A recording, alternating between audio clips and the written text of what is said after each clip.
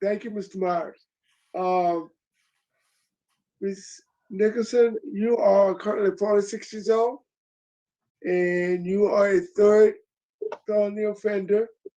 Your present offenses are count one, theft. You were billed as an habitual offender. Illegal transmission of monetary funds, counts 2 to 85. Fraudulent acquisition of credit card, count 86. Unauthorized use of a credit card, count 87. And fraud, which is count 88.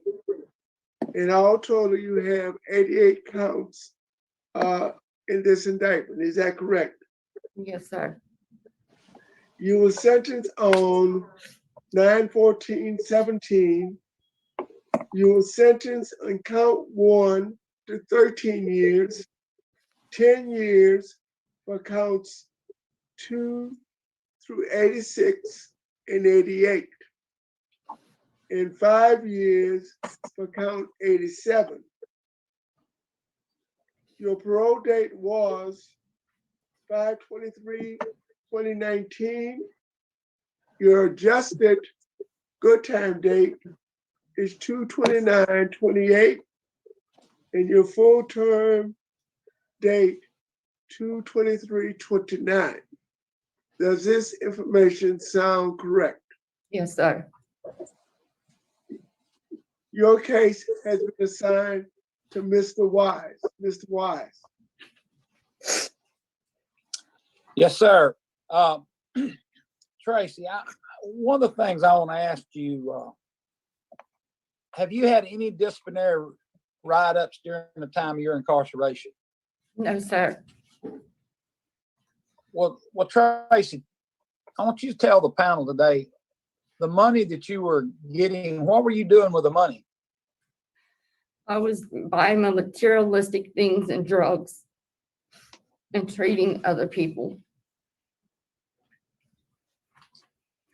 How much money do you think that you got during that time? Approximately $54,000. 54,000. How much have you paid back? With the help of my family, I was able to pay $25,000. So you still owe a good bit. Is that correct? Yes, sir. The victims in this case, did you know the victims in this case? They were my employer, and they did treat me as family.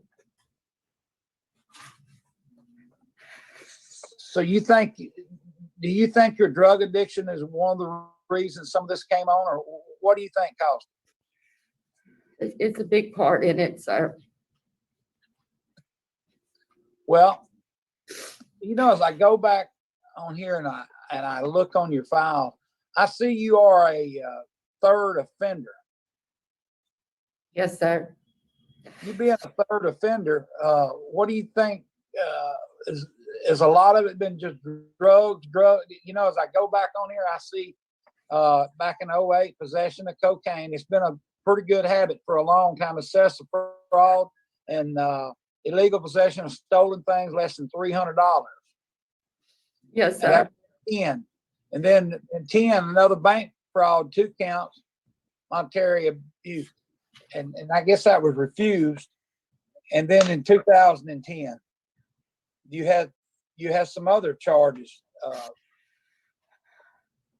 And it just goes on and on. Most of them's all the same charges. Was all of it because of drugs?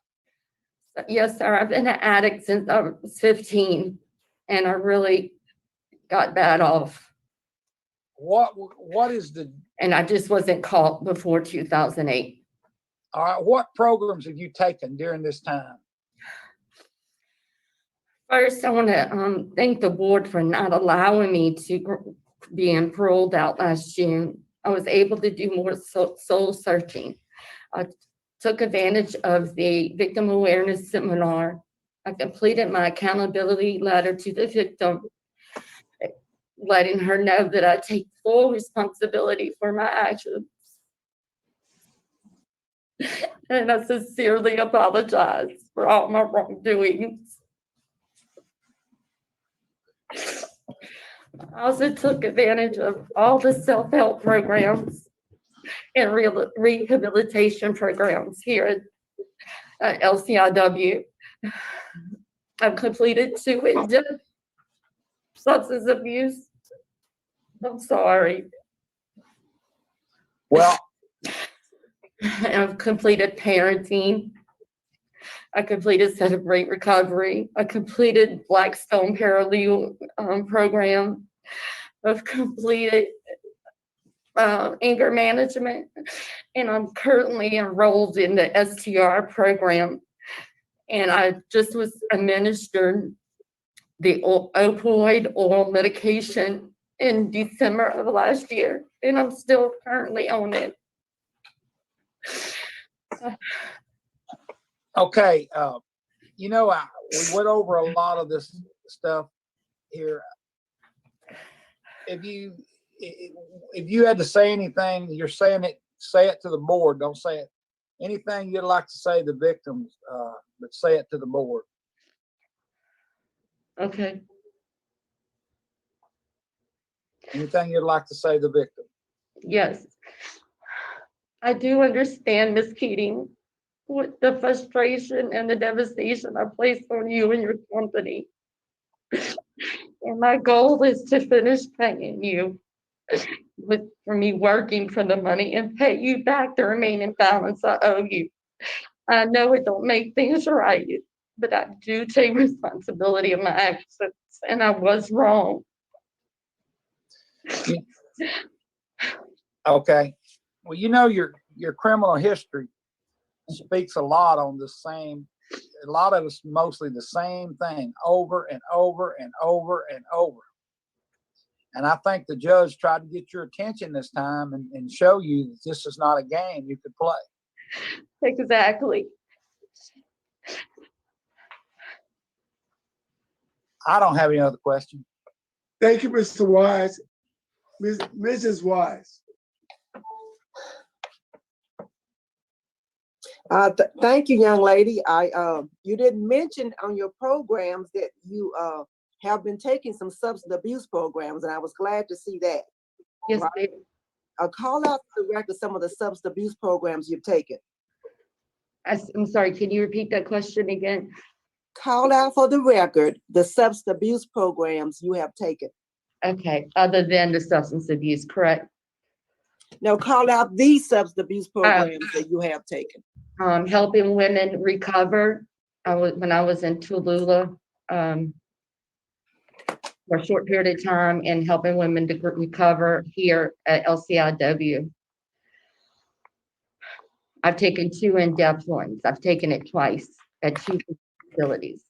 But good. I'm just glad to know that you have taken some substance abuse treatment programs, and you having an opportunity to put that in practice. Now, explain to me your federal sentence. How is that going?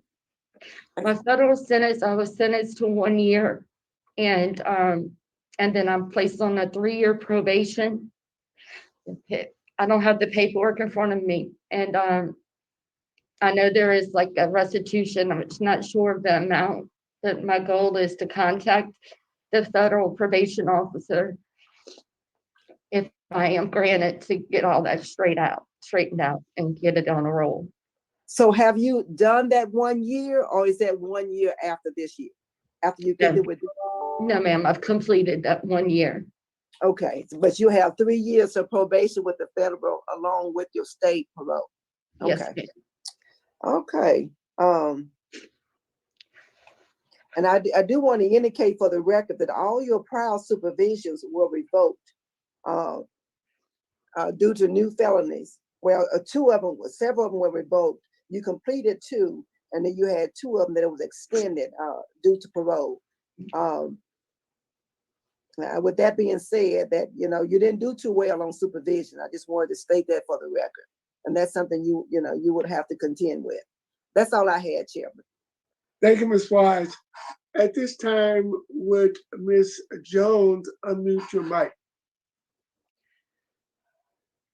Ms. Jones, Yes.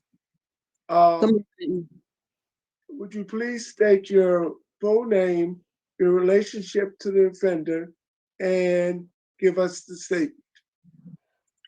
My full name is Claudette M. Jones. I don't know the lady, Miss Nicholson, at all, Okay. but go ahead. Would you like to make a statement? Yes, I was just asking for an apology. It seems like she has trouble with drugs or whatever, but you basically messed over me at a time when I was going through something, surgery, trying to get money to pay for my surgery, and you tried to take advantage of me. I wouldn't have been in that store if I didn't need help, and I come for help, and then you tried to mess over me. That made me feel very bad. And I mean, I just can't trust anyone. So I hope that you get help and you try to do better for your life. Thank you. Thank you, Ms. Jones. Would you please mute your mic? Okay. Ms. Teresa? Ms. Teresa?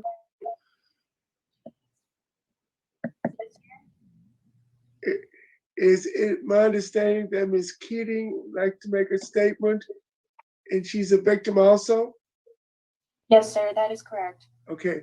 At this time, Ms. Keating, would you unmute your mic?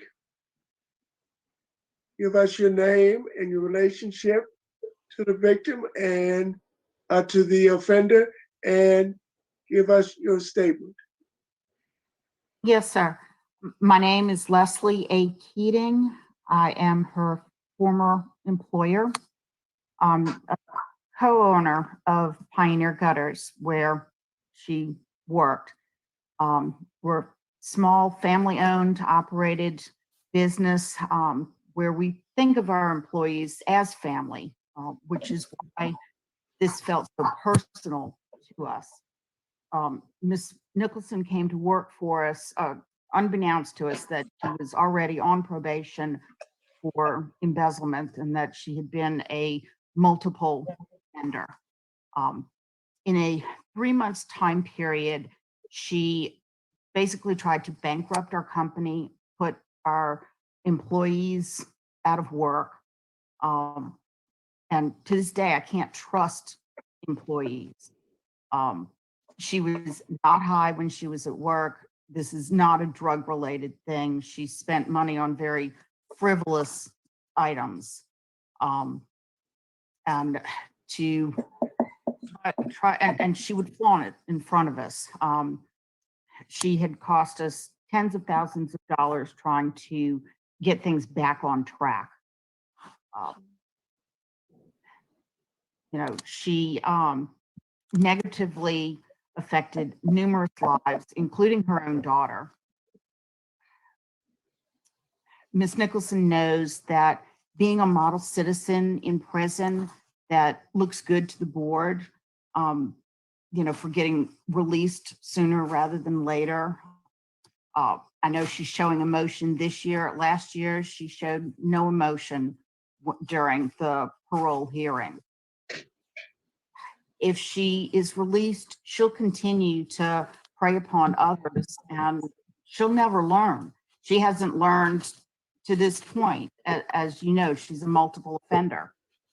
We would like justice for all of her victims, whether they're known or not known. And we ask that parole be denied. We also would like, when she's released, to receive restitution. And I did want to mention one other thing. She said something about an accountability letter. We've never received an accountability letter or any kind of apology. Thank you, Mrs. Keating. Would you please mute your mic? Ms. Teresa, do we have anyone else to speak before Mr. Myers? No, sir. Mr. Myers, would you mute your mic, please? Yes, sir. Hello. We'll hear from Mr. Randy Myers, Assistant District Attorney for Jefferson Parish. Yes, sir. Randy Myers, Assistant DA in Jefferson Parish. We are also opposed to Ms. Nicholson's request for parole. She has a very, very poor supervision record, which suggests the same outcome as she is released now. Her criminal record is very extensive. She's been convicted of over 120 counts of various types of theft offenses. Only 2 of her convictions were for drug offenses.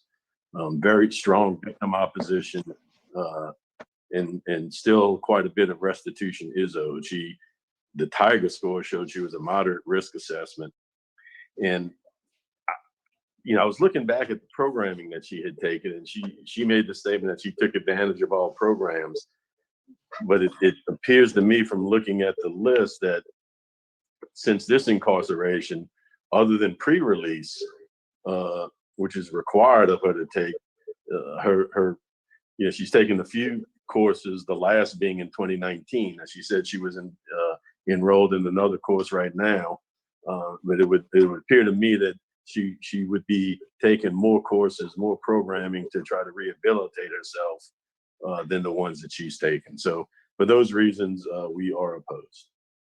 Thank you, Mr. Meyer. At this time, Ms. Nicholson, Yes, sir. we'd like you to make a closing statement. I want to take the time and tell the victim sincerely sorry. I apologize for my actions.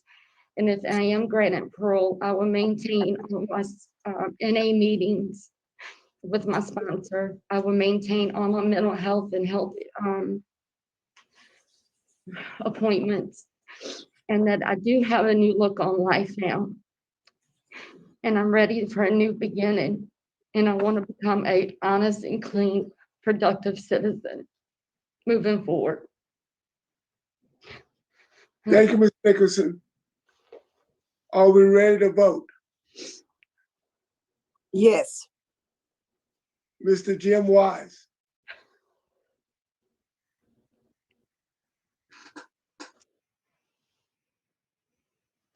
Mr. Jim Wise. Mr. Wise is having some problems now. Ms. Wise, would you vote? Yes, sir. Young lady, I just want to commend you on the work that you have done on yourself. You're using drugs since age 15. You do have a long way to go. However, today my vote is to deny your parole because of the victim opposition, your poor supervision history, the law enforcement opposition that's been outlined with over 120 counts of theft, and 2 drug offenses. You have a moderate Tiger score, and you could benefit from more programs. And that is my vote. Mr. Jim Wise. At this time, I'm going to vote to deny because there's strong victims opposition, also law enforcement and district attorney's opposition, and your criminal history and poor supervision while you was on probation and parole the last time. Also, you have a moderate Tiger score. That's my vote. Ms. Nicholson, I think the cast has been dyed. It's been laid. You received 2 votes to deny your request. I too must agree with my colleagues. It's especially because you have only served 4 years of a 13-year sentence. You have at least your 3rd felony offender, but you have at least 10 to 13 convictions, misdemeanors and felonies. You're an habitual offender, and for those reasons, I agree with my colleagues. You have received 3 votes to deny your request. Your request has been denied. You have a good day.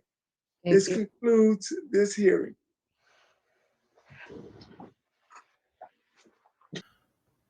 Well, that hearing took place in 2020, and we're going to fast forward to 2022, where she comes up for her second hearing that we have recorded, but her third hearing, as she had mentioned before, she was denied already.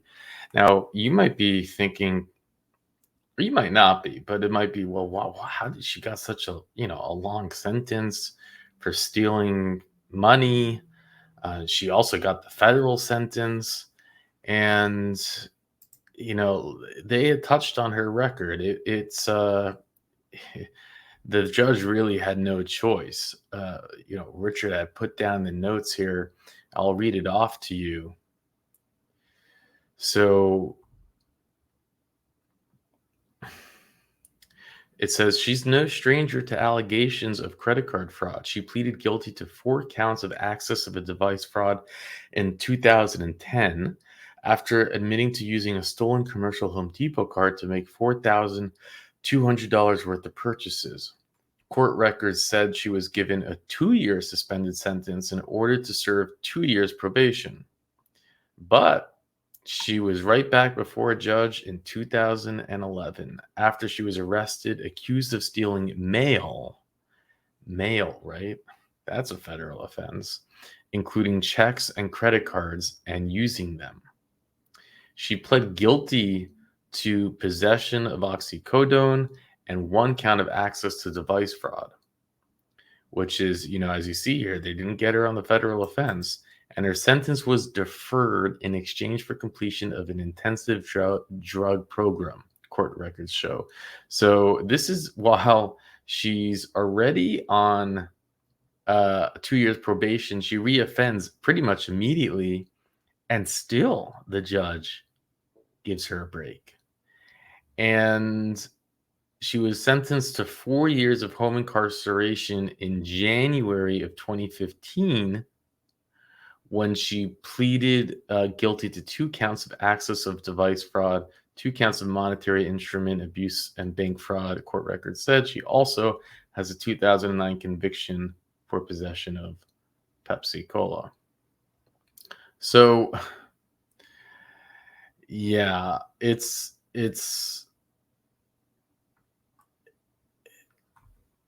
pretty, and these are only the times that she's caught, but really who what she was doing to steal from them as well was really just like, there was just no chance she was going to get away with it. This was her employer.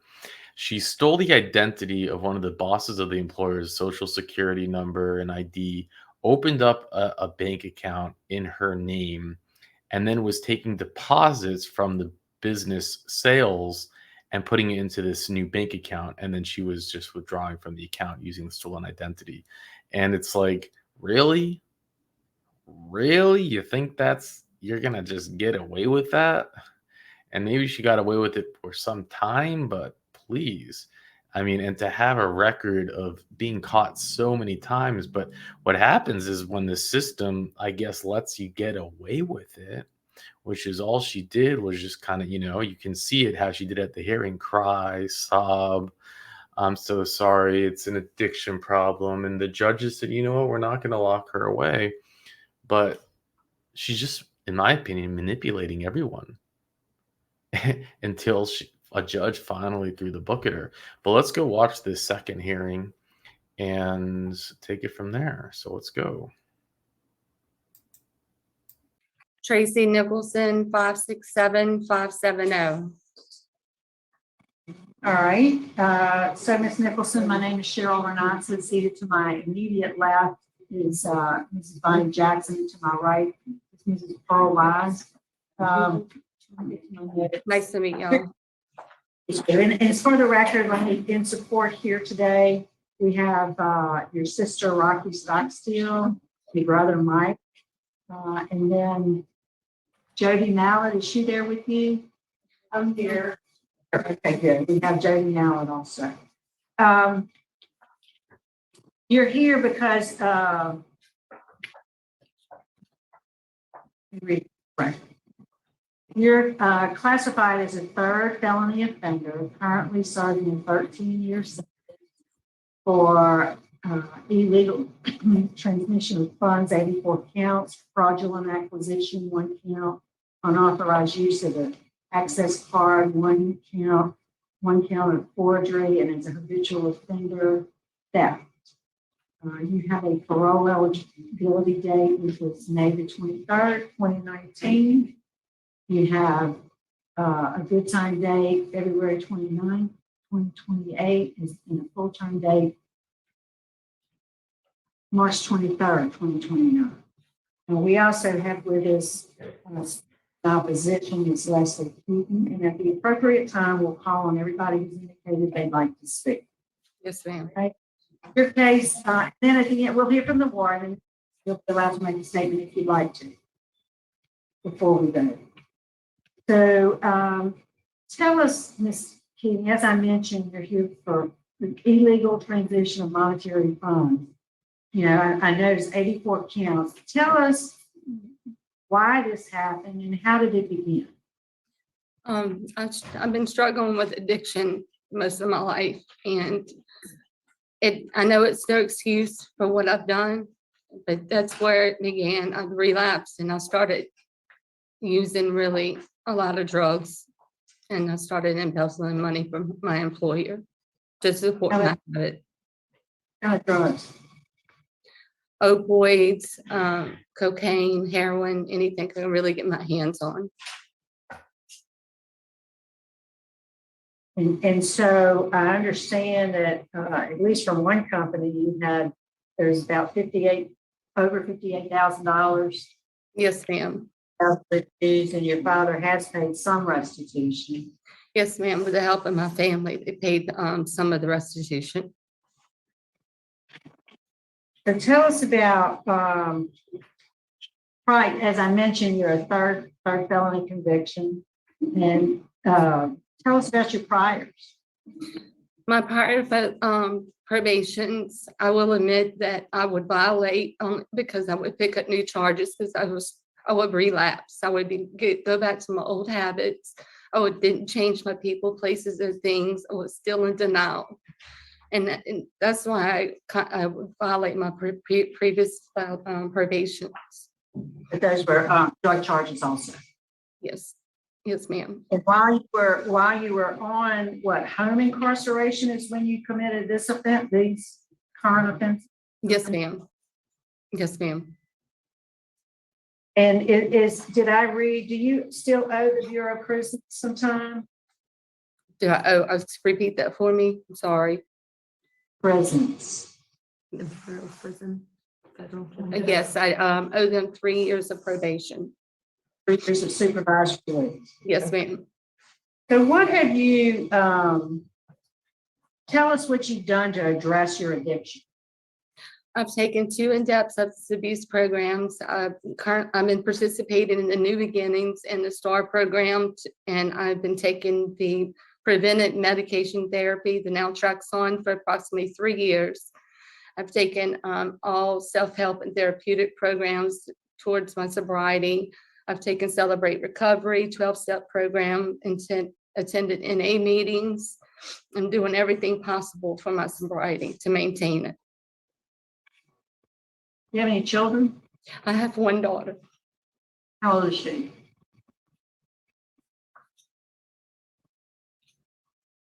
She's 17. You have any relationship with her? I'm sorry. Yes, ma'am. Yes, I do. She's in a safe environment. She will remain with her grandparent. How long have you been in jail? Since February of 2016. 6 years, a little over 6 years. Yes, ma'am. So should you be successful, or anytime whenever you get out, now or in February of 2028, what would be your transition plan? A transition plan is going to a transition of housing, a sober living housing that would help me transition back out, would help me get back and forth to any meetings or any medical appointments, mental health appointments. Employment would help me seek employment. And that's my plan now. That's why if I am granted, that's where I'm planning to go to a transitional housing. Just the resources that I received from the New Beginnings and the opioid program I'm in. So the sober living house, do you know where that would be? That would be a Freedom House in Covington, Louisiana. And once you're employed, have you given any consideration to the remaining restitution? Yes, ma'am, I have. I'm just gonna work as many jobs as possible to pay her back what I owe her. And how much would you say that is? Would you say? I would say it's approximately, it was $54,906, and I came up with $29,706, around that area approximately. The difference between those two numbers? Yes, ma'am.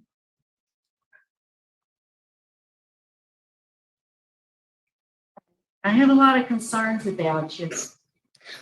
I'm going to just sit back and listen to my colleagues, but first we'd like to hear from Warden Thomas. Okay. Hey, good afternoon again. So I had talked with Tracy last week actually about, the upcoming hearing, and we discussed, her sobriety and how important that is for her to maintain once she gets out. And, that is why she has worked with New Beginnings and STAR to make sure that she had a pretty solid plan to not necessarily go back to her family environment first, but to kind of get out and take care of herself. And she, assured me too as well that she does want to stay on the oral naltrexone, which I think is a very positive thing, because it does show how important and how serious she is about remaining her sobriety. And we are proud of her. The entire time we've had her, she's not received one disciplinary report, which I think speaks a lot about her character and wanting to do the right thing. So any other questions for me, or? Tell us a little bit, well, maybe Ms. Mallett will ask questions about the medication. Okay. So I guess now we'll hear from Jody.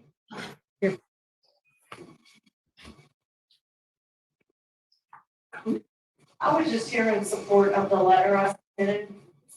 Okay. Do you know anything about the medication she's taken? Yes, it is a medication that blocks opiates and alcohol. And her main addiction was an opiate addiction. And so it has helped her with cravings for those drugs. And actually, my understanding is it's a short-acting medication, but there is a long-acting called Vivitrol. And she will be eligible to get that if she is released. And it's a 28-day injection. Then she'll be referred to mental health to continue that medication once she's released. And she will also be followed by both the New Beginnings and the STR program post-release. All right, thank you. Appreciate that information. We have Ms. Nicholson's sister, Rocky Stockstill. We'd like to hear from her. Yes, can you hear me? Ma'am. Hi, I'm Rocky Stockstill. I'm Tracy's sister, and I am in support of Tracy's release. She has, through long conversations and visits, she's expressed great remorse for her crime. I feel that she is ready to transition being the key word back into society. She seems to have a good plan. Me and her entire family, we're not very large, but we're very close. We're very strong knit.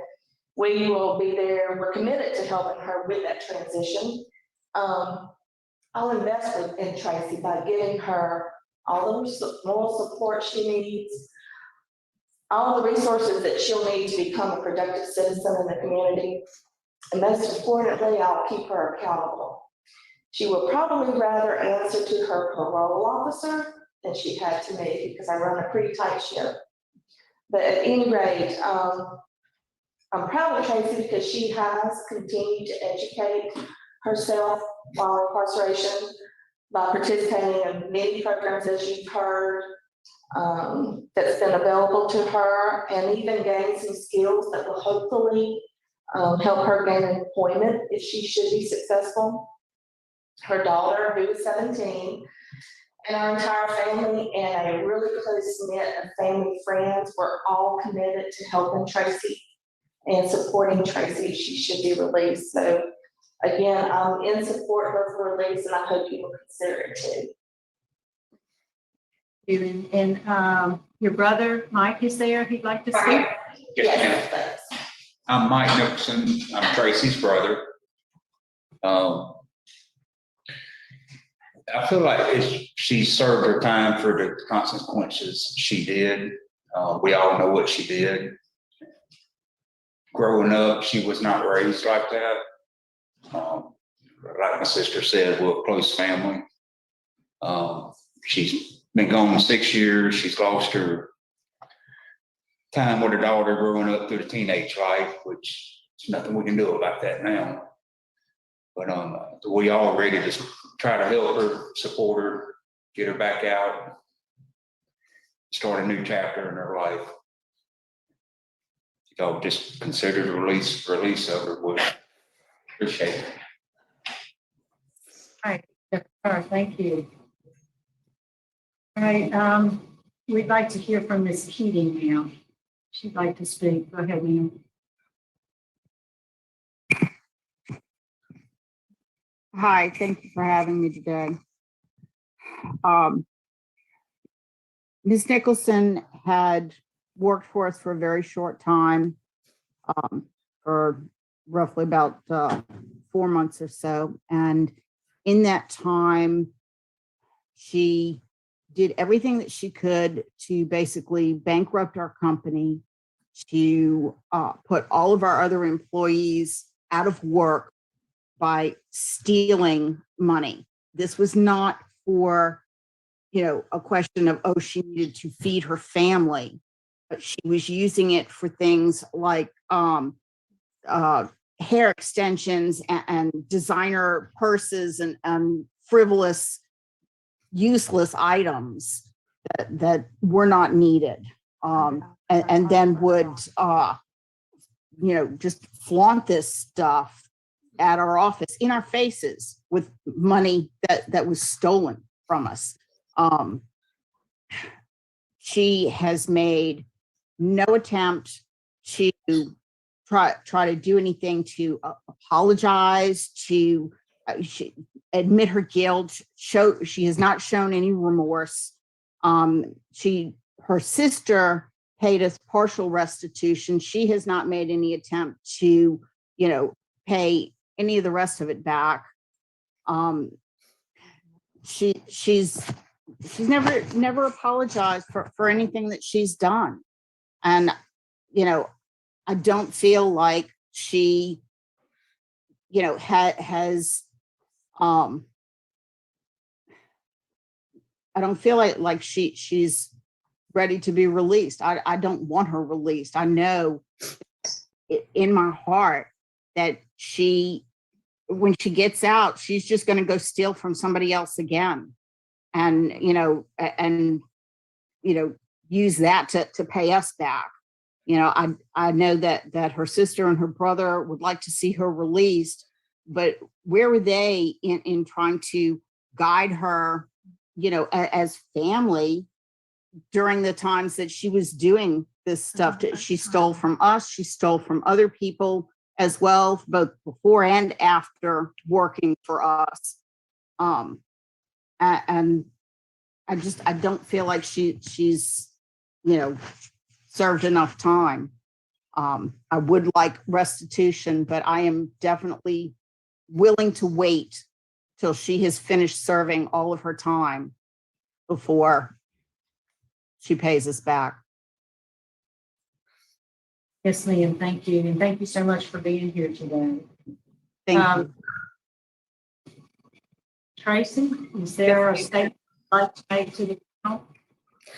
Yes, I would like to say I take full responsibility of my actions, and I can't imagine the devastation and financial hardship I placed on my victim. I did do a victim accountability letter back in 2019. It was received by the Crime Bureau on 11/20 of 19. I did try and contact my victim for apology, to apologize to her. I wish I could take all this back, but I can't. I'm ready to rebuild my relationships and do the right thing and get out and pay her everything I owe her, because that's the right thing to do. And rebuild my relationship back up with my daughter and my family. Right, well, thank you, Ms. Nicholson. I want to say that you had more than one victim. As you heard from Mrs. Keating, not only was her company the victim, but her employees and their families were victims. So it was more than just Pioneer Gutters. And then there were other victims as well, because you were doing some time. Also, one thing that although you have done quite a lot of programs, yeah, I mean, you've done parenting, celebrate recovery, substance abuse, anger management, again, cage your rage, living in balance. You did the victim accountability letter and thinking for change, but have you ever taken a victim awareness class? Yes, ma'am, I have. I took the seminar during reentry. Is that just one component of It was a reentry? module that I took here at LCIW. Yes, ma'am. Okay. And I'm not sure if there's any other victim awareness programs. Warden, is that the only victim awareness class offered at LCIW? Yes, ma'am. It is. Okay. All right. Are you currently followed by mental health? Yes, ma'am. Yes, ma'am, I am. Is that just through the STAR program? Through the STAR and New Beginnings and here at LCIW. So is that mental health? I'm sorry, say that again. There are mental health diagnoses? Anxiety, depression. You take medication for that also? Yes, ma'am. Is that just since you've been incarcerated? I was taking it before I was incarcerated too. I was being treated. Were you compliant with that medication therapy? I was not maintaining my health. I was in my active addiction. So you were not compliant with the medication? Not then, not during my active addiction, no ma'am. How old were you when you received that diagnosis? I received it through my MD doctor and prior to my incarceration. Right, no, Wes. I'm sorry. When was that? How old? Oh, how old was I? I mean, I was in my early 20s, late 20s. Okay. You're currently 48? Yes, ma'am. Okay. Any other questions? No? I'm concerned about you, Ms. Nicholson. I'm, I can tell that you're very emotional this morning. You have applied yourself to the program opportunities that have been available to you. I'm most impressed with your participation in the STAR program and that you've been doing whatever the oral medication is for 3 years. And you are amenable to this Vivitrol regimen? Yes, ma'am. And do you know how long that will be? How long is that part of that program? Medication assisted treatment. Is that lifetime? It can be lifetime. It just, depends on me, but I plan on staying on it. It's something that I want to do. I want my sobriety. That's not who I was. The past is not who I am today. That's not who I am. Right. I think I'm willing to take a chance on you. I was real concerned. I heard in Ms. Keating's testimony that she's opposed to an early release. But you've involved yourself in some pretty valuable programs. You know, it's up to you. My vote today would be to grant your parole, and encourage you to continue with the STAR program. Comply with any mental health treatment that is recommended. Thank you so much.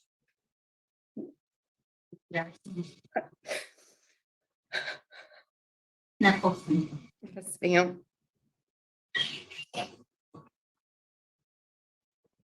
This is hard for me, because you took advantage of people who gave you an opportunity, gave you a job, and you nearly ruined their company.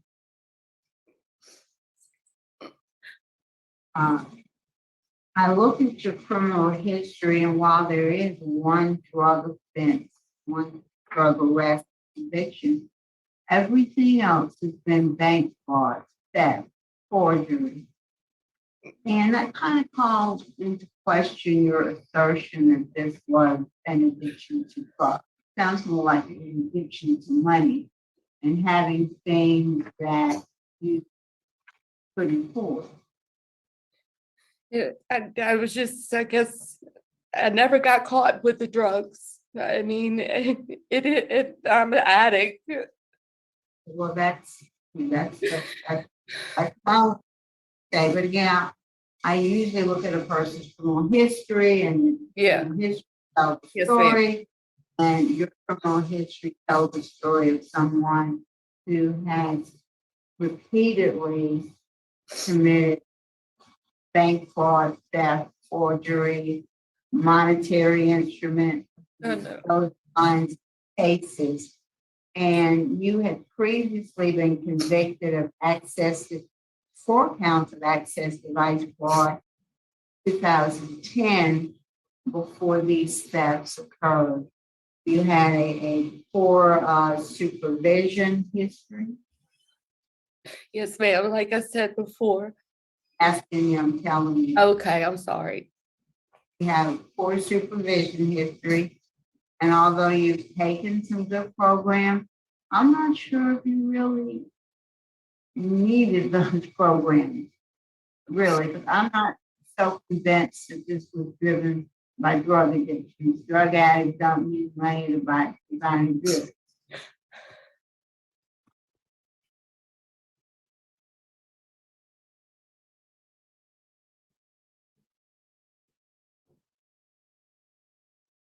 I've heard the victim in this case. I hope that one day she gets paid back. I'm not optimistic about that. The only reason she got anything was because your family stepped in and did what you should have done. That's kind of enabling you to continue making poor decisions. You stole this money, not them. And they should have had to come up with over $25,000 to try to get you out of something.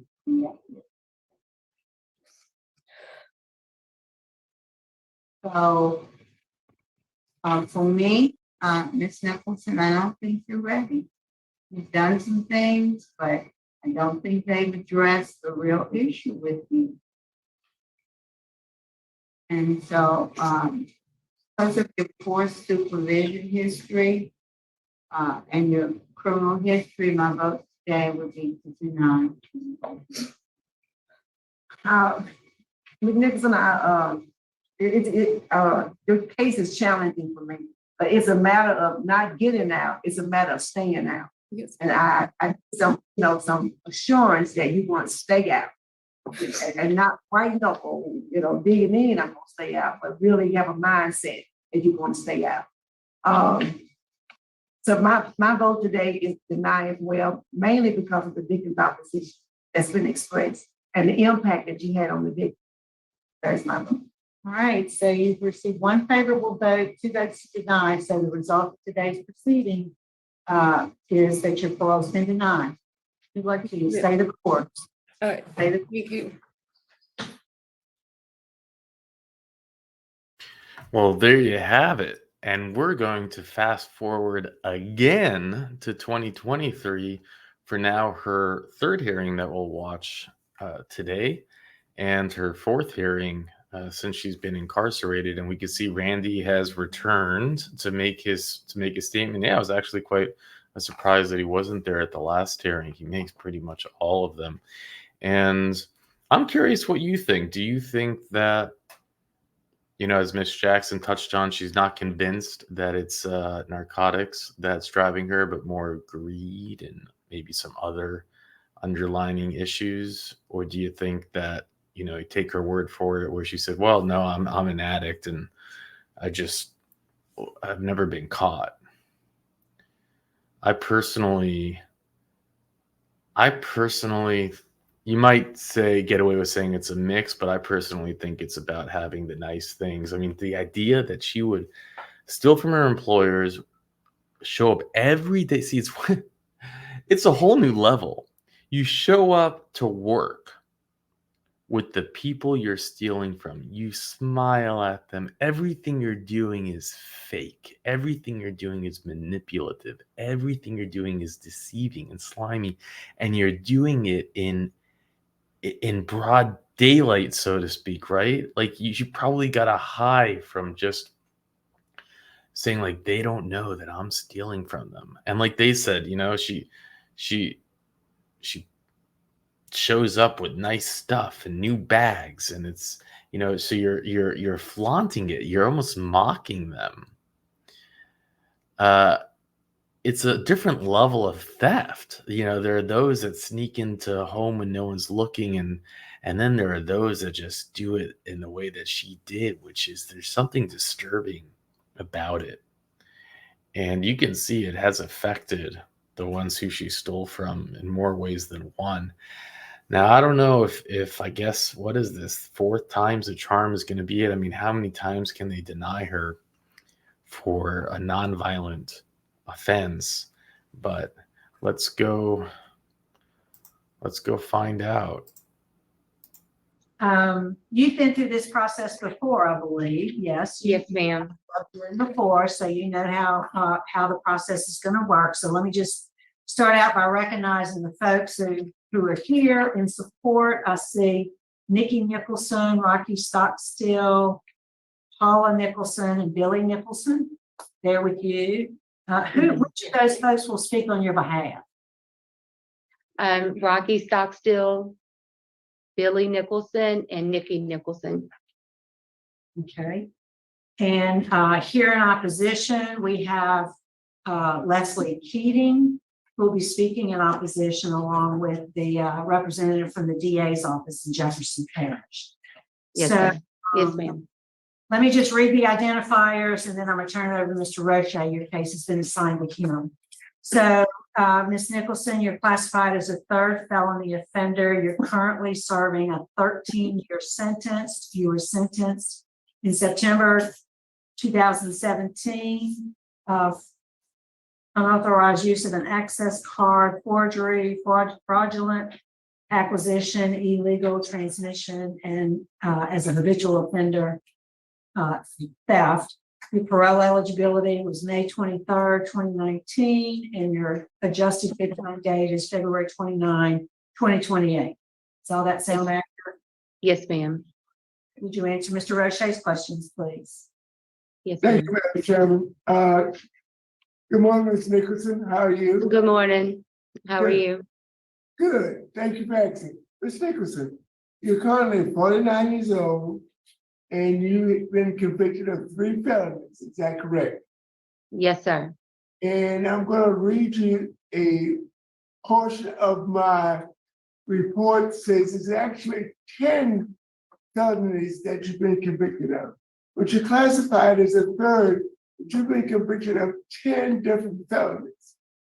And we'll get into that a little bit later, okay?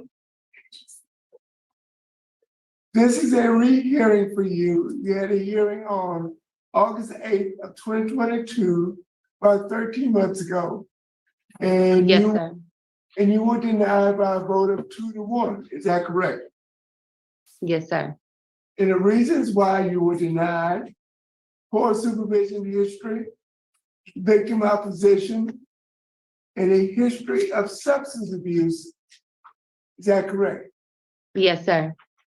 So basically, you can't do anything about your supervision history, and you can't do anything about victim opposition. What have you done in the line of substance abuse to further your fight against your drug addiction? I am still participating in the STAR and the New Beginnings program, which I have been a participant for 6 years. I continue working on my recovery. I also have taken numerous self-help and therapeutic programs. I've been taking 2 in-depth substance abuse classes. I'm currently on the oral naltrexone. I will continue the shots upon release, which is a 28-day treatment plan that I will continue upon release. I will attend, my goal is to attend 90 meetings in 90 days of financial and NA meetings within the community and local churches that may be offered to me. And I will, after that, I will continue 3 to 4 meetings a week once I achieve my goal of 90 meetings in 90 days of financial and NA meetings. We are fortunate to have some of the staff members from LCIW that monitor and operate that program. Would you like to say anything? I am Shelley Everton. I'm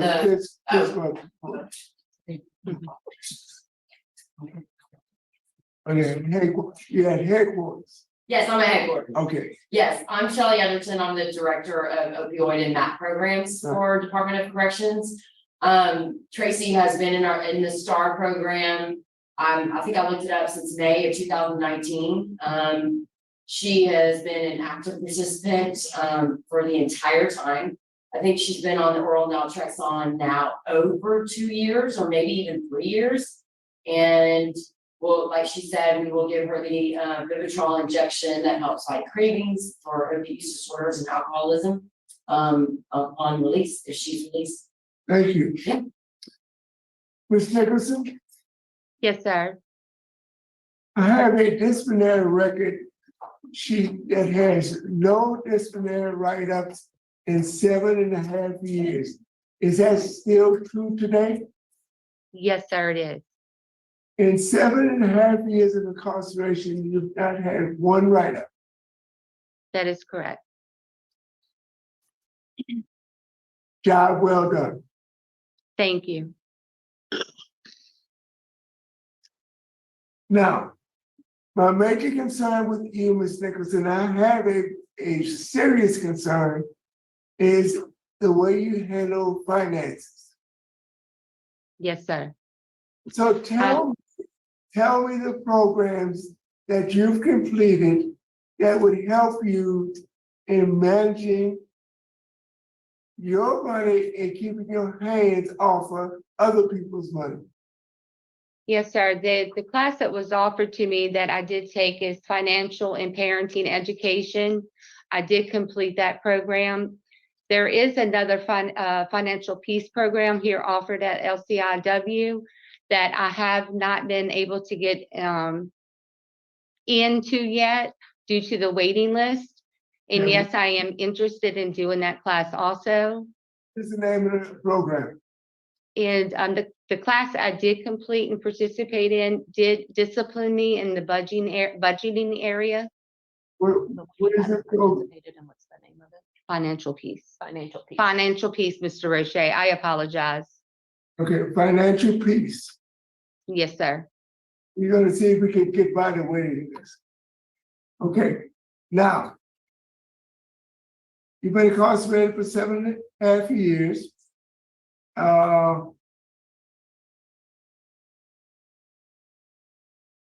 You committed your most recent offense while you on house arrest. Is that true? Yes, sir, it is. And you had 88 counts of different financial fraud, accessing of credit cards, and all kinds of manipulation of financial funds. Is that correct? Yes, sir, it is. So tell me why. There is no excuse for for the crime I committed. I was in my active addiction at the time as well, and I was really thinking I was in control of my addiction, and I wasn't. I was trying to live above my means, live the lavish lifestyle, and keep up with my drug addiction, and also being a single mom. But at the end of the day, there's just no excuse for what I did. I have no one to blame but myself. And at the same time, the judge was so lenient with you, he could have revoked you 3, 4, 5 times. But on 2 occasions, you were revoked. On 2 occasions, he extended your supervision 2 years because you committed another felony.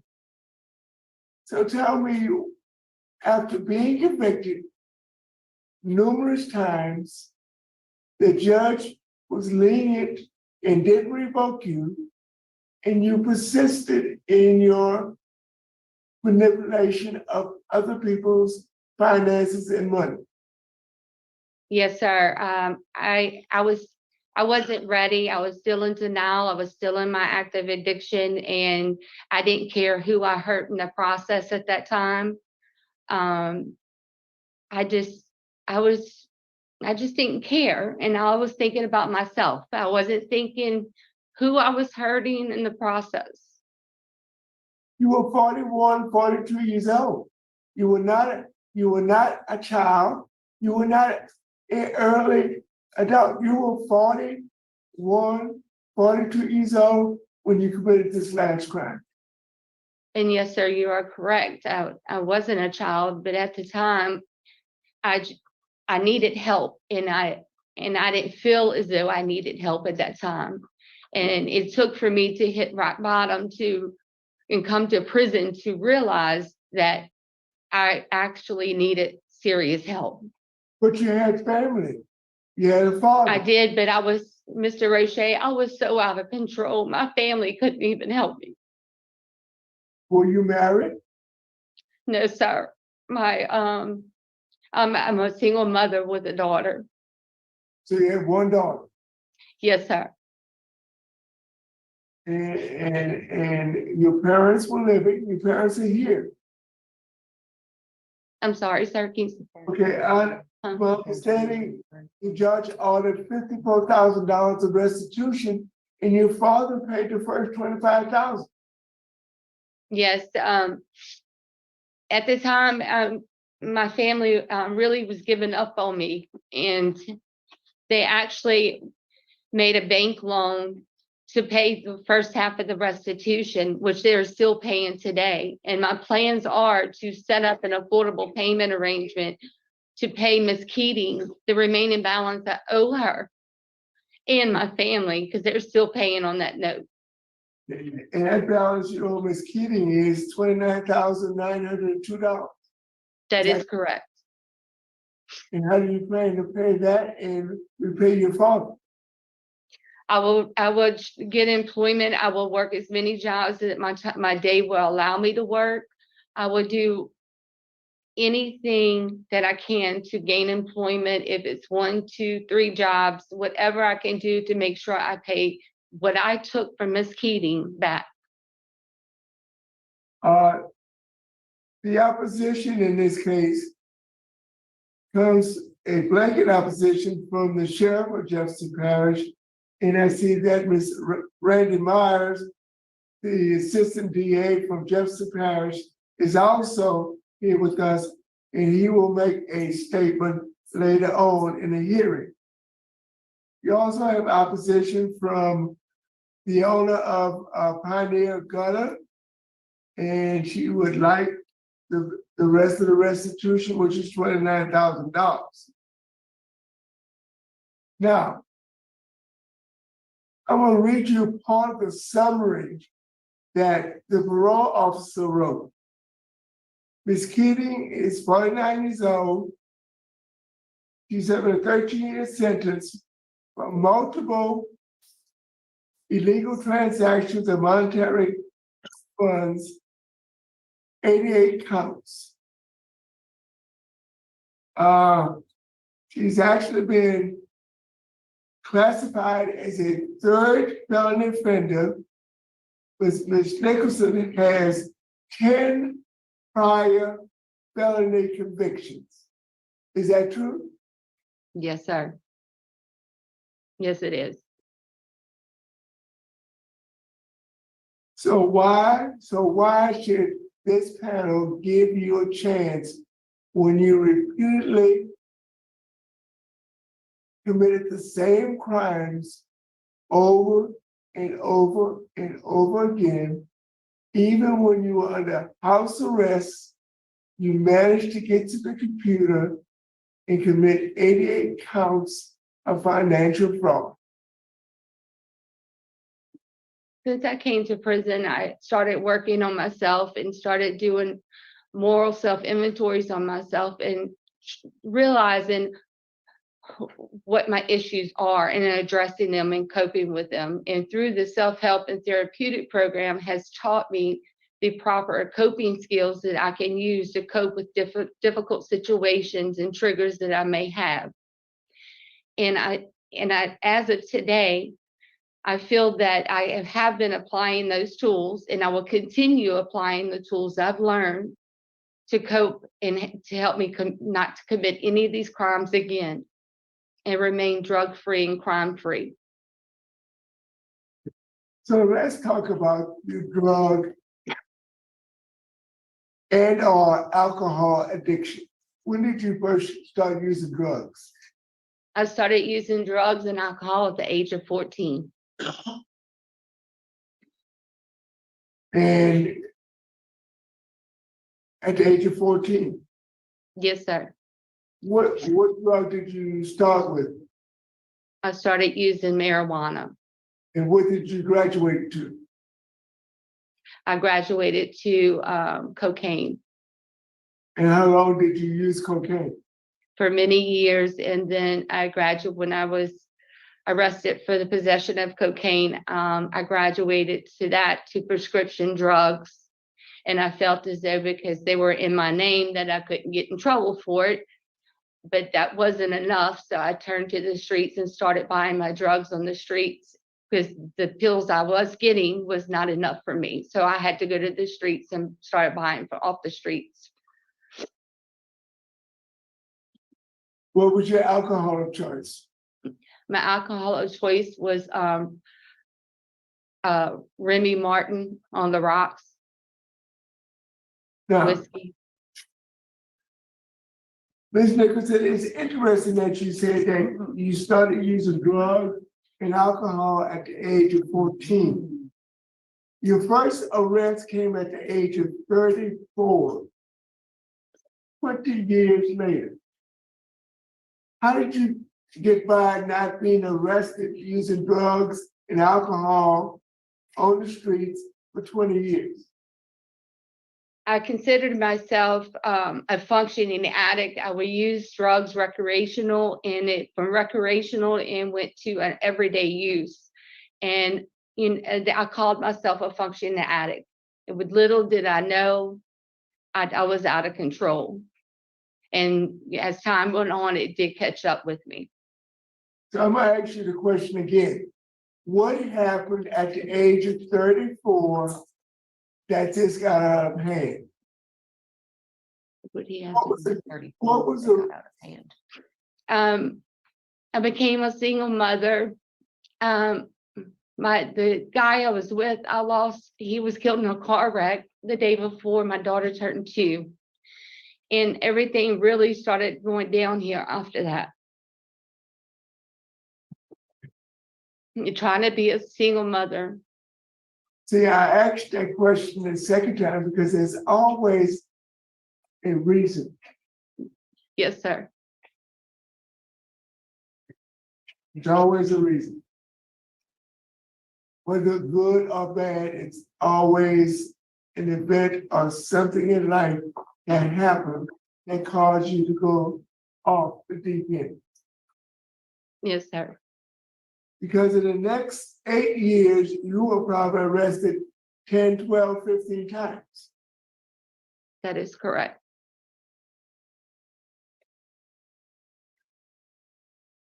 So tell me about all the programs that you've completed, other than the financial program. I've completed depression, anxiety, anger management, parenting. I've completed certified in Serve Safe.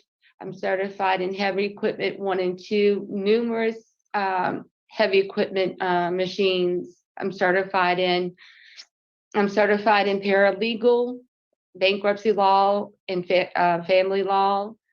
I also have taken Celebrate Recovery. I've taken I'm trying to think of. Let me help you I've out. also taken the self-esteem. Let me help you out. Celebrate Recovery, Partners in Parenting, Substance Abuse, Criminal and Addictive Thinking, Anger Management, Engage Rate, Living in Balance, Phases 1 and 2, Victim Awareness, Accountability Letter, Depression and Anxiety, Thinking for a Change, Leaving the Enchanted Forest. Tell us about that. The Enchanted Forest, it's about how you deal with trauma and co-occurring disorders. And it's a book that was given, that was taught to us through the STAR program. Taught to me through the STAR program. And I also completed the self-esteem. Right, that's what I was going to ask you about next. Tell us about the self-esteem and self-compassion workbook. The self-esteem, it helps you with all the trauma you've been through, how to deal with your fears, your anger, the struggles, on how you feel about yourself, and self-compassion, the remorseful part of how you feel about the crimes you've committed.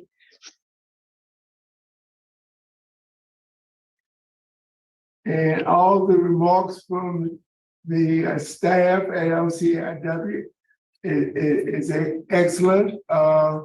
You have a low risk assessment and you have a moderate needs assessment. Warden Thomas, would you like to make any comments? Sure. I think one other class that Tracy did not mention is she's currently in Victim Impact and will complete that class next week. Is that, or 2 weeks? Yes, it's either this week or next week. So she is in that class as well, which her and I have spoken about how beneficial and how much she's taken from that class as well. Some other things that notably that Tracy has done, she is minimum custody right now, and she works offsite at the headquarters detail. So she does well in that job. We've gotten positive comments for the ladies in the building that she works at and the gentleman that she works for. So she does really well in that aspect for us. Tracy and I have talked a lot about from a year ago when she went through the parole process, the parole hearing process. And she kind of went back, and instead of just being upset and feeling like she was not going to get something, she wanted to see what she could do better. And she internalized and really looked at herself and saw what she could make changes from. And I'll tell you, in a year, I see Tracy a good bit on the compound. And I will say, I think one of the biggest things with Tracy was her self-esteem. And she's really probably done a 180 for me. She really has come out of her shell and really taken ownership of everything she's done and things that she wants out of life. So I really do think, maybe last year she wasn't ready for this, but she really has done a lot of work on herself in the past year. I also want to mention, Ms. Nicholson, you have great family support, your sisters, even to your brother-in-law, who's going to offer you some employment and financial assistance. You have great family assistance, and we always like to see that, because that tells us that you have help with during your transition period. You won't have to do it alone. You have great support, and that's important to us. Madam Chairman. Tracy, I'm just really concerned about you. You made mention of, so that Your $58,000 that you stole in this last case, was all that used on drugs or was all that used on what you term lavish lifestyle? What would you say? Honestly, it was used on both. It was used on drugs and living in a lavish lifestyle, trying to live above my means, and it was also used for paying bills too. Yeah, honestly. How old is your daughter now? She's 18. She's currently attending LSU, and she does live on campus. Hey, This is nice. her first semester. Yeah, good. Did your parents know you started using drugs at age 14? They did, but they did not know the extent of my drug addiction throughout the years until I started really 32, whatever it was. I started really getting. You said that, I was just wondering, was this the first time they were hearing that? But they've heard it before. They've heard it before. Yes, ma'am. But you realize that budgeting and financial peace is not going to help you if you just like having nice, well, in your terms, lavish things. That has to be put somewhere else. It has to be dealt with somewhere else. Yes, ma'am. I have also disciplined myself while I've been incarcerated on budgeting. And it's okay that life is too short and too precious to be, worried about drugs and materialistic things. I'm glad to hear you say that. That's all I had, Jeremy. Thank you. I'll just comment, Tracy, you mentioned to Mr. Roche, you're gonna do whatever it takes to pay the Keating family back and your family. I'll work 1, 2, 3 jobs, however many I need to work. That's not realistic. I'm sorry, what did she say? Not realistic for you to say, I'm gonna work 3 jobs or however many jobs it takes. While I think it's commendable that you do intend to work on paying the restitution, you gotta have a realistic plan. Yes, ma'am. And that's why I said, Especially when we look at your crimes, the bank fraud and forgery and all those other things, we want to be sure you don't go back to that kind of desperate behavior. I'm just commenting, I'm expecting an answer. okay. Let's hear, could we hear from your father, Mr. Nicholson? Is there something you'd like us to know? Daddy, come right here. Caught me off guard there a bit. That's okay, sir. What would you like us to know about your daughter? I'm Billy Nicholson. I'm Tracy's father. I live in Picayune, Mississippi. I'm 75 years old. And I think that Tracy's pretty much learned her lesson at this little extent. And don't really think we'd have to worry about her too much. But I like to see her come home. Yes, sir. We appreciate you being here today. And let's see. I have Appreciate it. It's Rocky and son. You can have some. Okay. Hey, I'm Rocky Stockstill. I'm Tracy's sister. I live in Mississippi as well. I am in favor of Tracy's parole. I have seen, as she said, a 180 in Tracy from this time last year. Her family's always been there for her. But when she was going down that wrong path, she's the only one in the family that's gone down that path. So we had no idea. We did not live near her. And it was a shock when we learned everything. We love Tracy. We want the best for Tracy, and we will do anything that we need to do to help Tracy get back on her feet. But one thing we won't do is enable Tracy. We know what to look for now, and we just want the best for her. I'm proud of Tracy for all the classes and courses that she has taken to better herself, because of course we only want her to be the best that she can be. But most importantly, we want her to come out and be an honest and productive citizen in the community. And as far as the restitution, yes, we're still paying it. But what's most important is her victim. And if it takes her until the day she leaves Earth paying us, we're okay with it. But she will pay us. But we're proud of Tracy. We're proud of what she's done in the past year, especially to better herself. And if she comes home or gets out and comes home, we're there. Our family's small, very small, but we're close. And we'll all pull together and we'll help Tracy with whatever she needs to get back on her feet. And we look forward to rekindling our relationship with her. All right, good. Well, thank you. She's very fortunate to have that continued support. We'd like to opposition now. Well, no, I think we have an uncle, Mr. Nicholson, Nicky Nicholson. Is he with us? He's here with us, Mr. Martha. Okay. Go ahead, sir. Hello, good morning. My name is Patrick Nicholson. I'm Tracy's uncle. I've known Tracy since she was a baby. And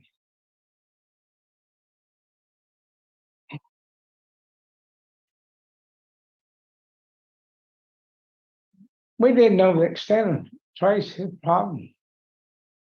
She started going down this road, and it was there before we really realized what was happening.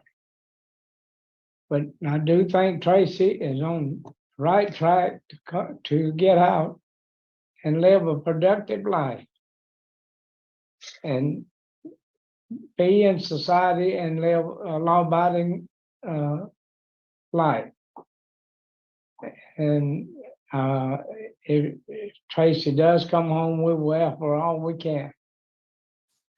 See that she fulfills that. Yes, sir. Thank you so much. Appreciate it. That's all I have. Thank you. Thank you. All right, thank you. All right, we'll hear from the opposition. We have Leslie Keating with us.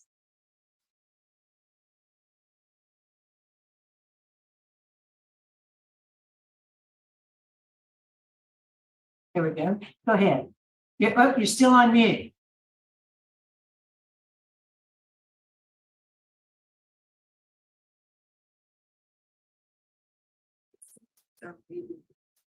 Well, it says unmuted. It says unmuted, but we still can't hear you.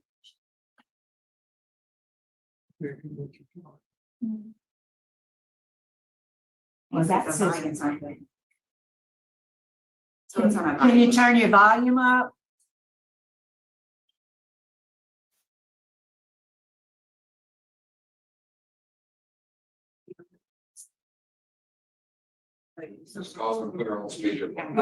We're gonna try to call you on the phone so we can put you on the speakerphone. Is that okay? Okay. There's some audio issue, so we'll call you and we'll put you on the speaker. And we do have the letter you sent to us.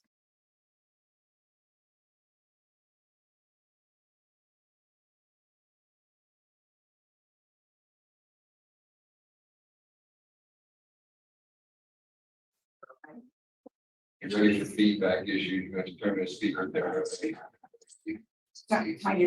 No. And we're gonna have to turn ours off. This time, it's fine. All right, go ahead, ma'am. Sorry for the problem, but go ahead and tell us what you'd like us to know. I understand. I apologize about the issues, the audio. And I understand that y'all have read the past letter that we had written.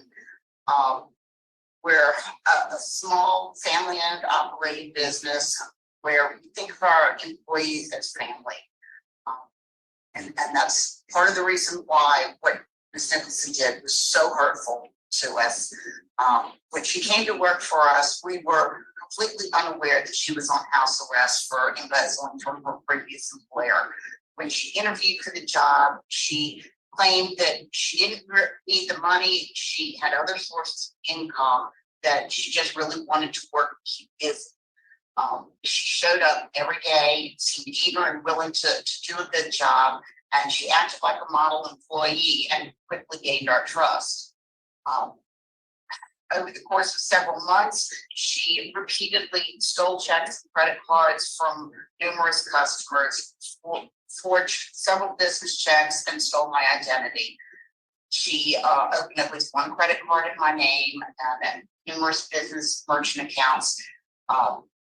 She stole enough money that and transferred it to her own personal account that she almost bankrupted our company, putting us out of business, putting all of our employees that we had out of a job right before Christmas time. And as she admitted, the money she stole wasn't to feed her family or to put clothes on her child. It was just to support a lavish lifestyle and supposedly drugs. We never noticed any drug abuse. There was never anything that indicated that issue. She just, stole from us and go and buy lavish designer purses and things like that, and then flaunt it in front of us.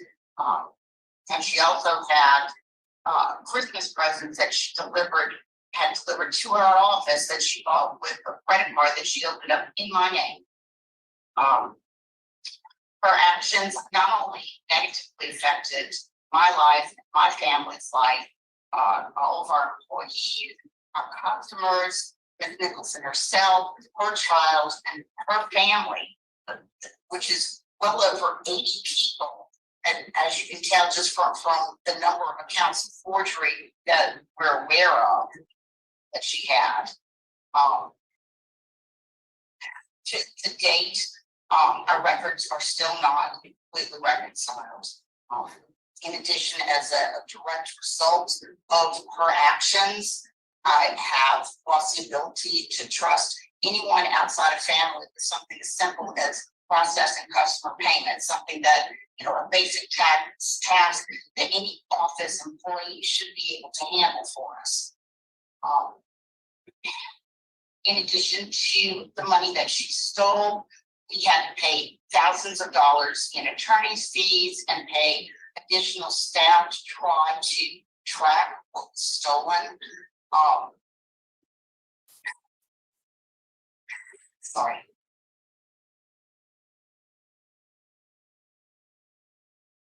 We had to borrow money to cover salaries and additional other expenses that we had.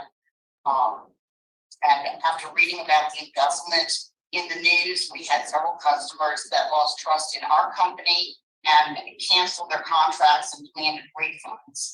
And we're still feeling the negative effects from the online news articles. Still hear about it today, that people don't want to do business with us, don't trust us because of what transpired all those years ago. I'm a firm believer in giving someone a second chance, but only when they deserve it. Ms. Nicholson didn't make an honest mistake. It was not a lapse in judgment. What she did was calculated, planned, and well thought out. She had to key in every transaction into a phone or computer, all of the account numbers, all of the routing numbers, or credit card numbers. This wasn't a simple, let me swipe a card and move on. She did it into the merchant accounts that she opened up. She also did it in my merchant account, falsifying a couple of the digits on the account. So it failed on my end, but processed into her account. It's a very calculated move, and she did this over and over and over again. She had embezzled from her employer prior to coming to work for us. Then when the court showed her leniency and put her on house arrest, she came to work for us and embezzled from us and stole my identity. After we fired her for these actions, she went to work for someone else and embezzled from them as well. ankle bracelet did not stop her. The desire to be a better person did not stop her. But to be a good parent didn't stop her. She didn't stop because she grew a conscience. The only reason she stopped is because she was put in jail. And who knows how many other people she's stolen from that she hasn't been caught. We believe that she embezzled at least 60,000 from us. We don't know exactly how many merchant accounts she actually opened or tried to open, how many more or how many other check or credit card payments that she redirected into her personal account, or even how many personal accounts that she has. If she has truly changed and learned her lesson in preparation of being released, instead of just taking classes that were to better herself, I believe that she should have been taking classes to help others. Things like being in a role model position. I understand that she has been a model citizen in prison where she's not getting into trouble, but she's not doing any type of leadership, that anything that can help others to help guide them, be a mentor to help guide them. Ms. Keating, can you wrap it up for us, please, ma'am? Yes, I'll try to wrap it up. As I mentioned in the opening statement, that she came across as a model employee. Clearly, she was not. She's very good at lying and manipulating others, and is doing the same thing to this court. She's a model citizen in prison, but she's lying to people in return. She's just manipulating everyone.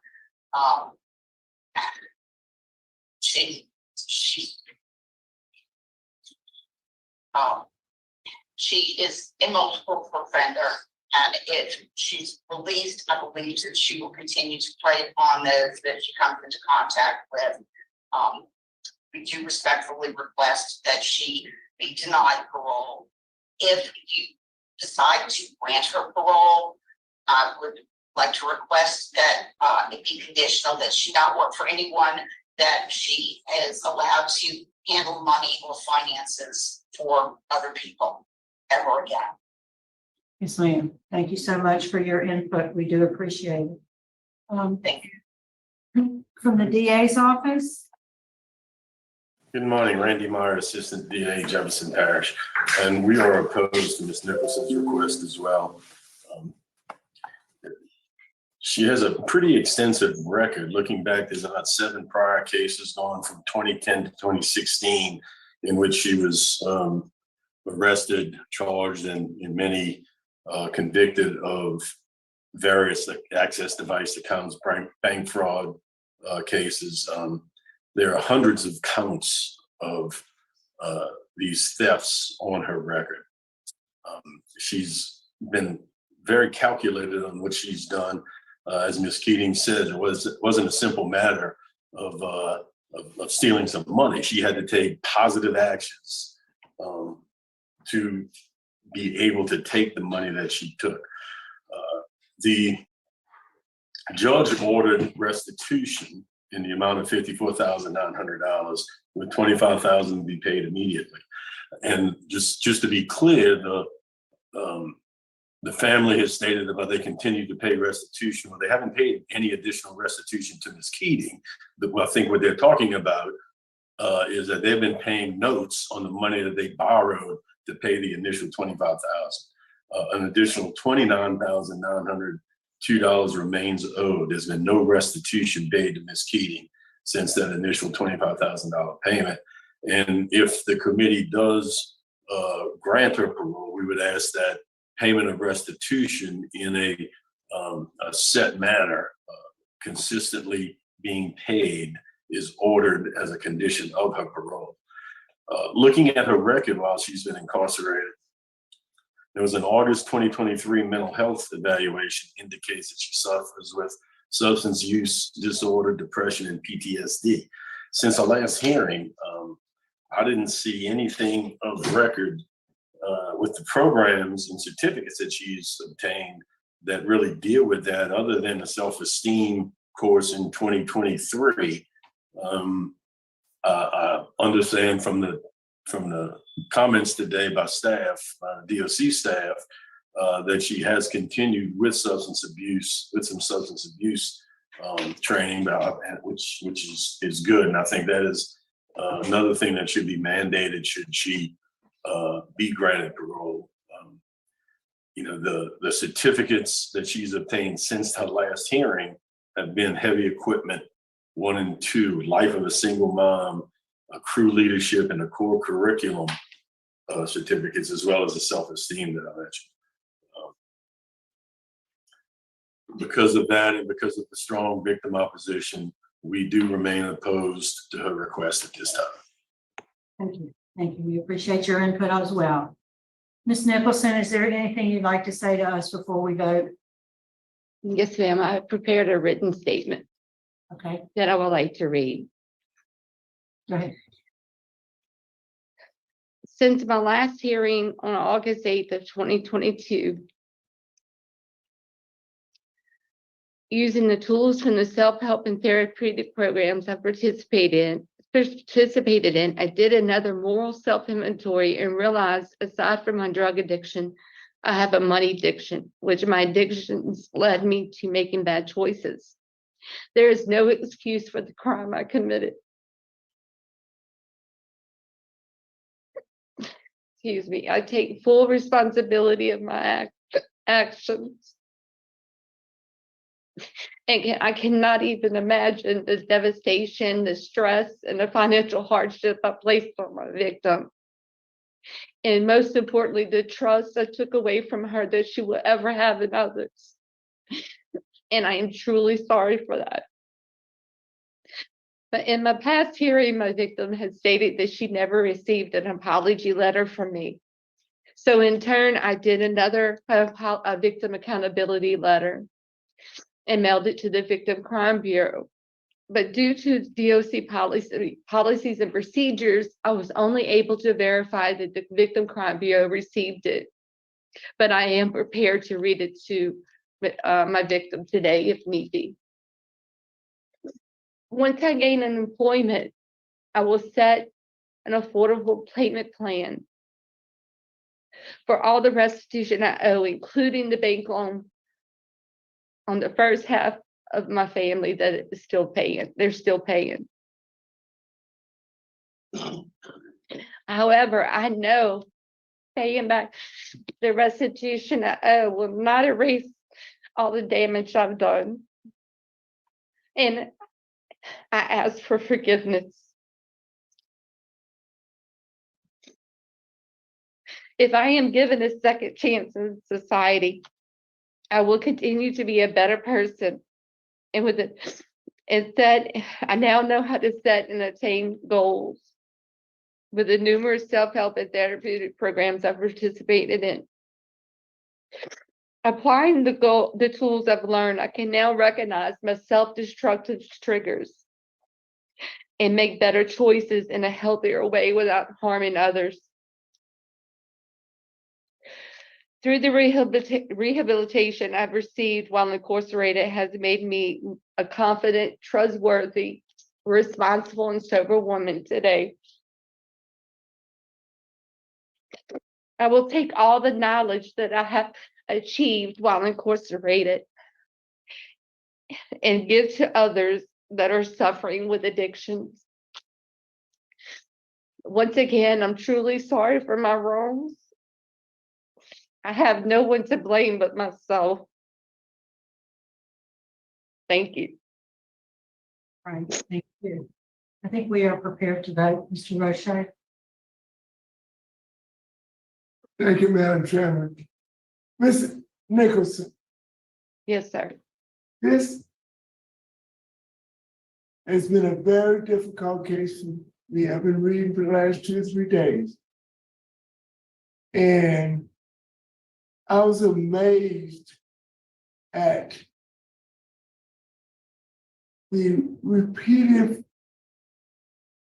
actions on your part, even after being on house arrest, committing so many financial crimes, knowing that you would affect the lives of the victims and the people that worked for the victims. As Ms. Keating said, you affected 80 people when you almost closed down her business. She had to borrow money to meet payroll.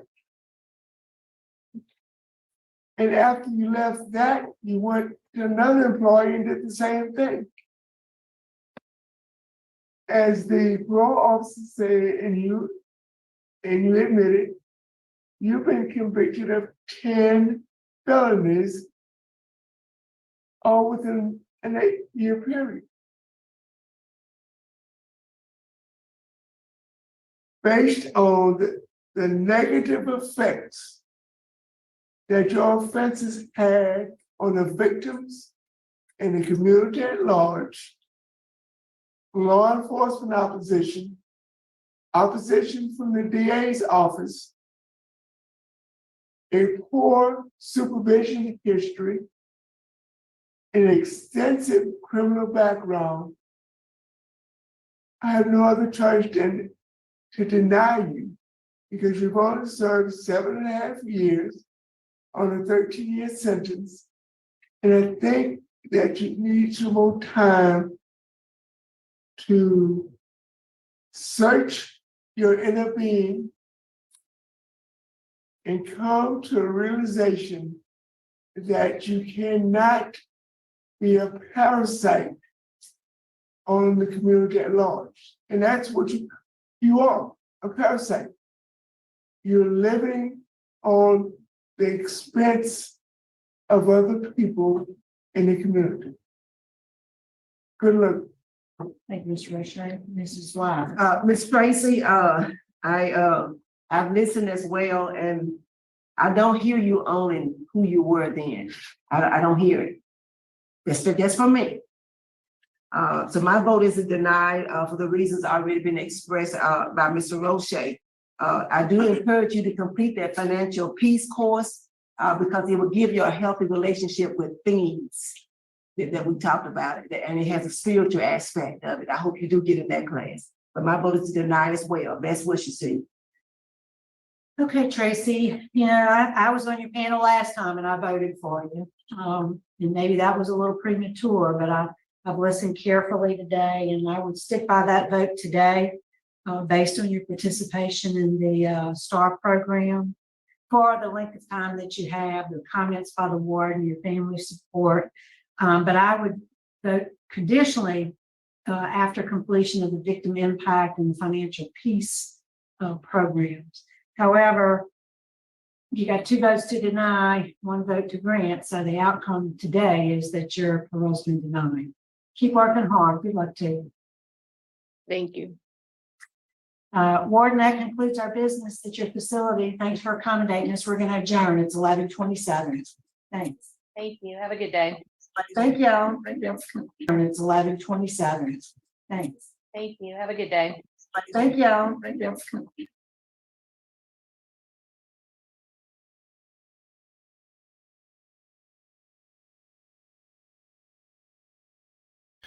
Wow. So she was denied 4 times, and we saw 3 of them. And she's, I guess she's just lucky that, or unlucky that she just didn't, harm a child, because I haven't really seen, I don't think we've seen someone get denied so many times. Now, it could be a product of the idea that she's able to continue to reapply with, in short periods of time, or if she had harmed a child, she would have just been released after the first hearing. But I'm being a little facetious because, she, just like Mr. O'Shea said, after looking over her record, the idea of how, at the age that she started doing it, and then how she was on house arrest and the crimes just go on. And then when she gets fired from her job, she moves to another employer and does the same thing. And we heard from her employers too, like I was mentioning before the hearing, she's flaunting it. She's flaunting it. She's buying fancy purses, which is, and flaunting it at work. And they must be wondering, how is it that you're doing that? Where you're not getting paid that much. And then she even orders Christmas presents for everyone using their card. It's a different level, right? And the thing about her crying, I can't figure out. It's hard to fake cry so well. She even like had a hiccup in there, and I can't imagine how you can fake cry that.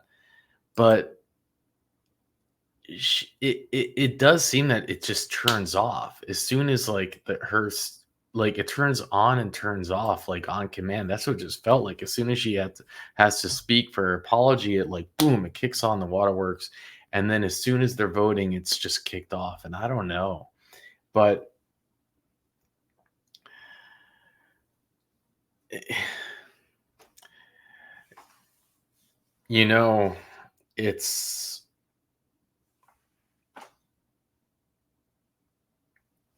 and then it even she must just be sitting there thinking like, what am I gonna do? What am I supposed to do? She gets up here and she says, look, it's all about, drugs. And then they say, well, you don't have those programs. So then she goes and takes those programs, and then they say, well, you need this and this, you need a financial accountability program, and it's like they just keep telling her, and she's just gonna have to keep doing it and doing it. And I don't know at what point it's probably only gonna come down to having served enough time. And because I don't think it's what else is she gonna do? What else is she possibly going to do to make this better?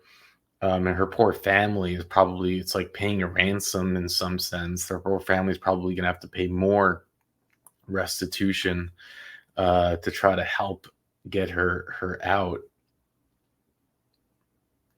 And you heard the damage that it caused to their business and how it's still affecting them. People Google their business,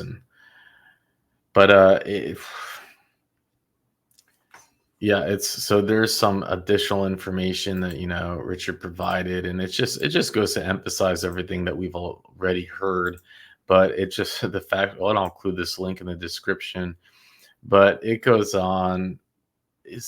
There's so many different parts of her crimes. On about June 2012 until 2013, the defendant was employed assistant rental management for a company in real estate to develop a company located in Orleans Parish, responsible for opening mail, collecting rent payments, recording collections, and general clerical duties.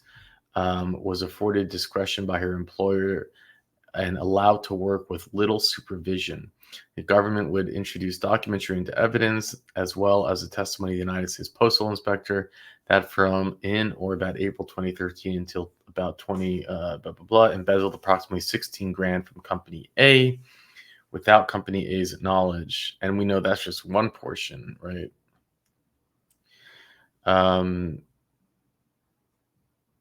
Accomplished by the fraud by forging the signature of employer and others on approximately 13 stolen checks belonging to Company A, issued checks and forged signatures to bank accounts belonging to Company A. The first was closed bank account belonging to Company A. They spoke about all of this. Here's she issued at least 4 bad checks, closed accounts ending in blah blah blah, approximately $5,455. She had no authority or permission to issue these bad checks, so she's issuing bad checks too. Wow. I mean, it's like, you're gonna get caught. And what was interesting is that when Mr. O'Shea said, when did it start? Because she started at such a late age. And she said, was it her husband or was it another significant other passed away in a car wreck. And you know, it would be pretty fascinating if that was 100% the truth, if she was living a straight life and then that happened and that was a catalyst that sent her on this. If that is true, I would have much more empathy for her, because you know it would, I think, mean that she was, you know, she was in she, you know, she just kind of lost it, and she's not inherently like an inherent manipulator, you know what I mean? Doing this her whole life and getting away with it and not really caring, versus it just kind of snapping. But the sad part is that you just don't know that you can believe that's, although she'd had seemingly no record until then, so I don't know.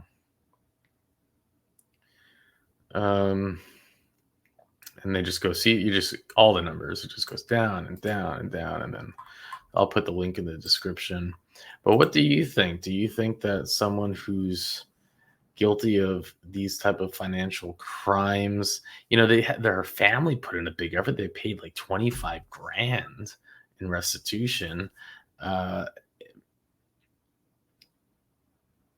She certainly seems to be remorseful. She put in the effort of writing the letter. She said, I'll read it. You know, it's like, but there's just this sense, I think what it is that there's this, that the board, they don't want to be conned by her. That might be, that's what I think, what I'm feeling. I just don't want to be conned by you.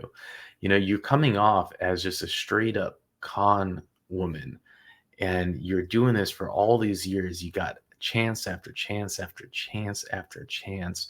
You're doing it to people you work with. You're showing up every day and you're looking them in the face. You're smiling, you're laughing with them, you're buying them Christmas gifts with their own money. And then when you get out, you go and do it to someone else, and it's just like, I just can't believe you, and I don't want to be conned by you. And I think that's what it is. And while the board will continue to reject her, but when she comes up for her next hearing, probably will be another couple of years. We'll cover it. And thank you, Richard, for tying this all together. With that, I'll let you go.